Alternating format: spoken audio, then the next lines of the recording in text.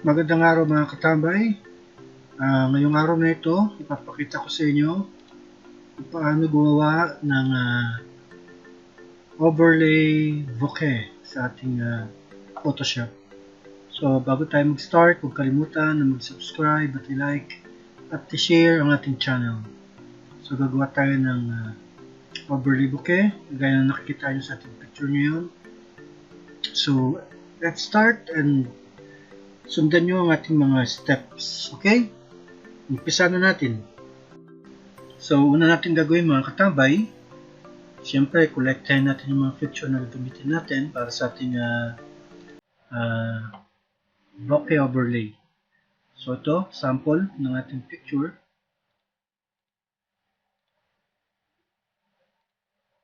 Itong ating picture na to, dadrag natin papunta rito sa ating subject. Then, after mga katambay, magawa tayo ng bokeh niya. No? Yung bokeh para sa mga, alam to ng mga photographer yung bokeh. Okay? Ito yung effect sa mga picture na nakikita natin. So, ito gawin natin smart object. Right click, convert to smart object. Then after, punta tayo sa filter, blur, blur gallery, field blur. Yan. So, adjust natin siya. Hanggang, yan, 157, pwede na yan. 130. And adjust natin itong light bokeh natin. Yan, hanggang sa bumilog.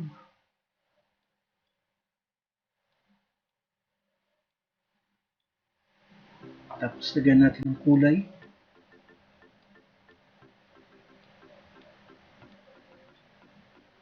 Yan, mga katambay. Then, pag satisfied na kayo, press OK or click OK.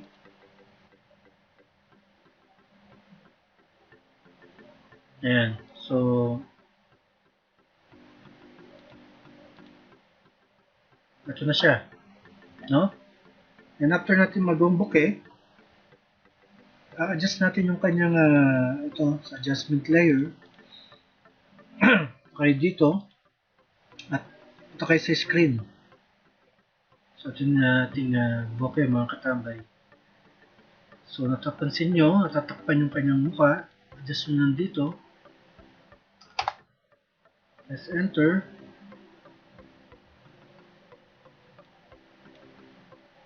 So, itong ating layer 1, mag-create tayo ng layer mask niya. Then, itong ating foreground color dito, kailangan naka-white. So, tayo sa ating brush tool. Hanap tayo ng soft brush. Yan. Tapos, burahin natin itong part na to. So, wala nangyayari, ano? Dahil naka-white. So, dapat pala naka-black. So, dapat black itong nasa harapan natin na foreground color. Para mawala yung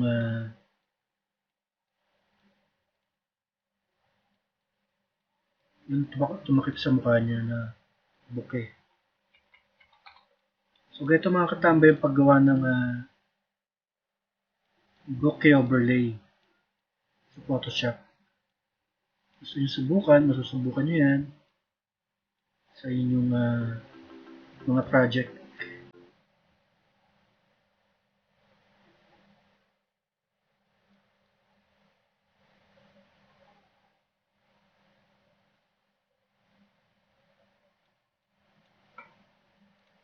Yan.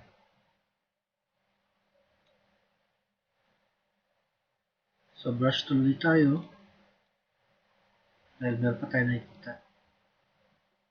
So, kung gusto nyo ibalik, halimbawa nagkamali kayo ng bura, halimbawa ganyan.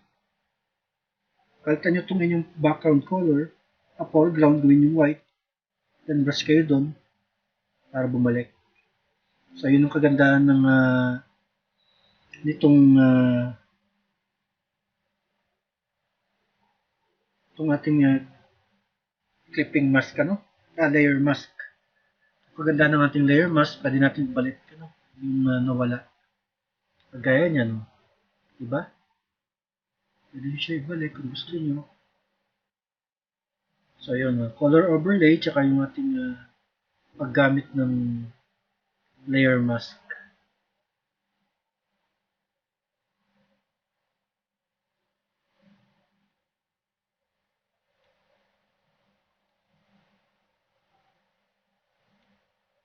So, balikan nyo ulit. Pwede nyo block ulit yung foreground nyo. Pwede nyo burahin ulit yung ayaw nyo.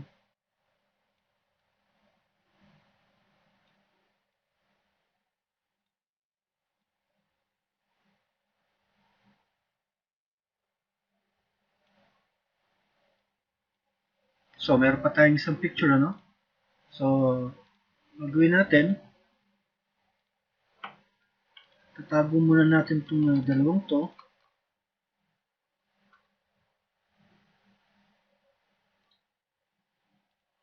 Gawin natin, Ctrl G. Punta tayo sa ating isa pang picture, Subukan natin itong ito. Lagay natin sa picture na to.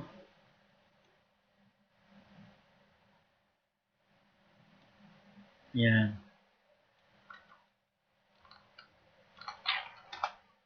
So, siya, gagawin din natin ulit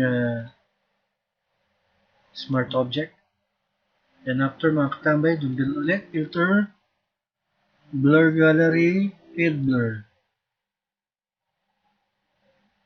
So, taasan natin, mga yan, 148, tapos itong ating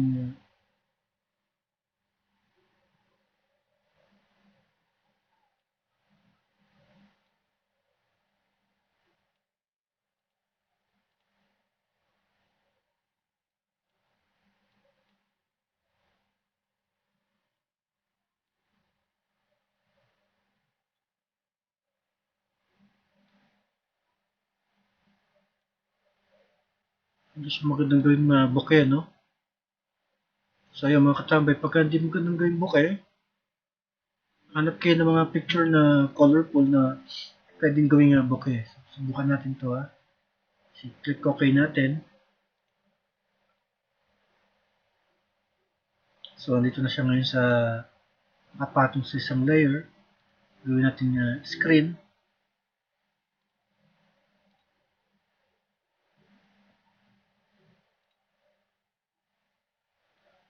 Hindi siya kita, Bawasan natin yung opacity.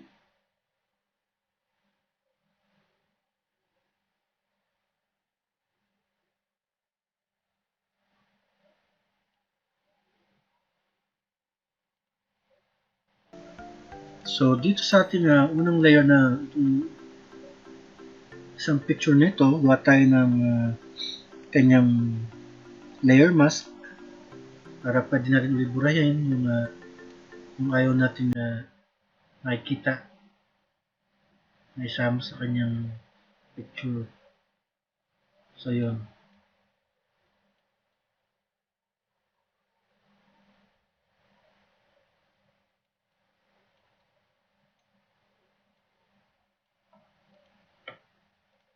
So, itong ating isang layer na to, sa pangalawa kanina, pwede na natin siyang i-adjust kung gusto nyo.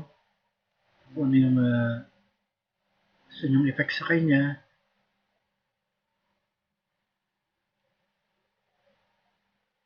Pwede nyo i-adjust.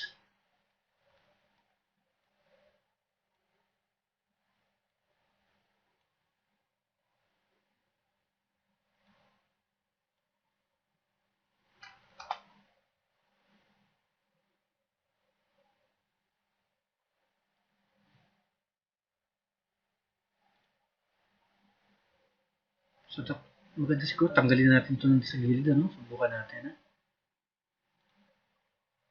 Tayo sa ating eraser tool. Ayan. So, yun ang kanyang bouquet. So, kita yung background dito isa, no? Subukan natin yung iba't ibang overlay. Okay siya sa overlay,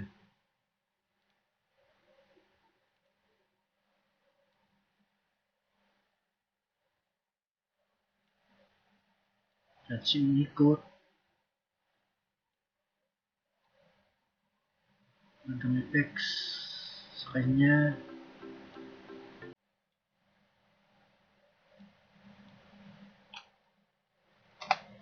Tapos, burayin na rin sa mukha.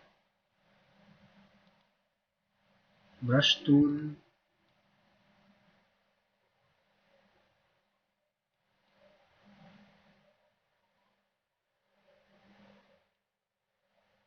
So, yan mga katambay, ang ating bokeh overlay. Our subject for today, our project. Pipili ka ng mga gusto mong picture na gawing bokeh. Na ginamit natin tool ay yung filter, blur, field blur.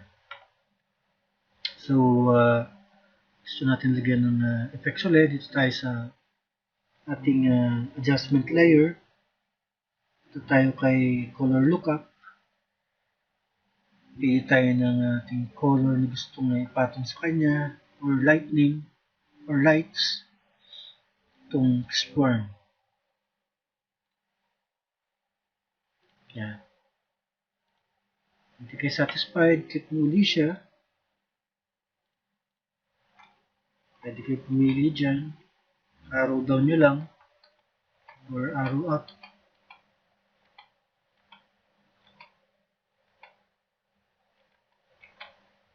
Yan, mas okay ito, no? So, adjust lang natin itong ating okay. Kung gusto siyang kopyahin, halimbawa, gusto nyo type nyo itong bouquet na ito, punta kayo dito, Ctrl J nyo, so, dalawa na siya, no? Kasi dinuplicate natin, sabay ikot na siya pa ganyan. Diba? Para meron siyang katulad.